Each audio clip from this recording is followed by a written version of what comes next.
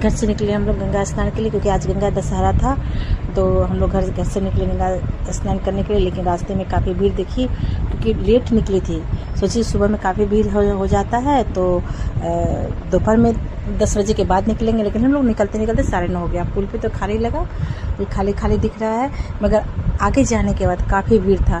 गंगा जी में जब पानी दिख नहीं रहा था, कह रहे भाई गंगा में तो पानी है ही नहीं, तो लोग नहाएंगे कैसे। हम दोनों माँ बेटा बात कर रहे थे, लेकिन फिर भी आगे बढ़े। देखिए पुल पर भी काफ़ी भीड़ है, और हमने पुल पार कर लिया। पुल पार करने के बाद देखिए आगे चल के देखिए कितनी भीड़ है। धीरे धीरे साइड से निकलता गया मेरा बच्चा, लेकिन आगे जाकर हम लोग जाम में फंस गए। बहुत बड़ी जाम थी। उसके फाइनली जाम ख़त्म हुआ। ये देखिए एक चौराहे पे गजग्राह का फोटो, गजग्राह का मूर्ति लगा हुआ है। ये भागवत पुराण में आता है। जो हम लोग गंगा स्नान करने जा रहे हैं, ये हाजीपुर के सोनपुर में है। जो भागवत पुराण में और शिव पुराण दोनों में आते हैं। जब गज और ग्राह की लड़ाई हुई थी, तो नर और नारायण दोनों आए थे। हाथी, और आपने सुना हुआ कथा में कि हाथी का पैर पकड़ लिया था मगरमच्छ, तो वो नारायण को पुकारे और नारायण आए तो उसको उससे मुक्ति दिलाए, और वही गंगा जी को वरदान मिला। क्योंकि इस गंगा में जो गंडक है, जो जिसको नारायणी गंगा कहते हैं, जहाँ हम स्नान करने जा रहे हैं, जहाँ हम नहाने जा रहे हैं, वो उस नारायणी गंगा में वहाँ मगरमच्छ नहीं मिलता है, क्योंकि मगरमच्छ वहाँ नहीं जा पाता। अगर चला जाता है तो उसमें उसको छटपटाहट होती है और अकबकाहट होती है, और वो बाहर निकल जाता है। पता नहीं किस चीज़ की मंदिर दिख रही है हमको, हम लोग को समझ में नहीं आया। मैं पूछ भी नहीं पाई, क्योंकि काफ़ी भीड़ है।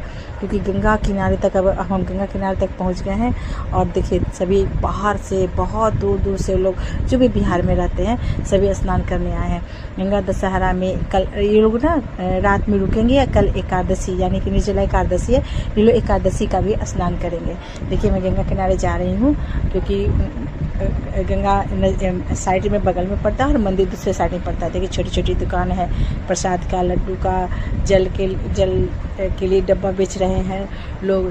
फूल पत्ती बेलपत्र ये सब सभी यहाँ मिल जाते हैं। देखिए जो भूखा है वो कुछ नाश्ता पानी भी करेगा, तो सारे चीज़ का व्यवस्था। छोटा सा मेला लगा है, और इस सोनपुर में हमेशा लगा रहता है। सावन में यहाँ कांवड़ भी यहाँ से जल उठाया जाता है, और गरीब स्थान यानी कि मुजफ्फरपुर में जल भोले बाबा को चढ़ता है। देखिए ये बेलपत्र है, बहुत खूब अच्छे बेलपत्र मिला मुझे। मैं इस दुकान से बेलपत्र ली, फूल ली, प्रसाद ली, और इसी के हमने अपने चप्पल भी रख दी। इसी के बगल में हमने अपनी बाइक भी लगाई, और उसके बाद हम लोग गंगा स्नान करने के लिए चले गए। ये मुझसे पूछ रहा है कि दीदी कितने का लीजिएगा, फूल पत्ती बेलपत्र। फिर हमने उसे लिया, और हमने गंगा किनारे, देखिए हम गंगा किनारे फिर जा रहे हैं। उसका देखिए मेरा बेटा टहलते हुए